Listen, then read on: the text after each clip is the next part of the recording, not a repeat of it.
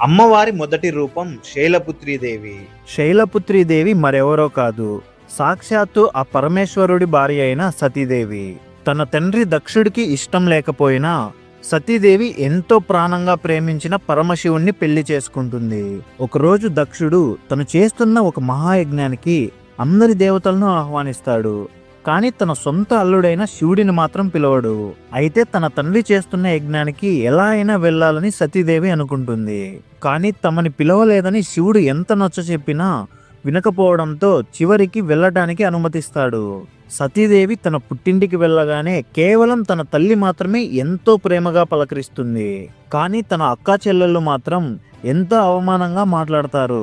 చివరికి దక్షుడు కూడా అందరి ముందు శివుడిని అవమానిస్తాడు.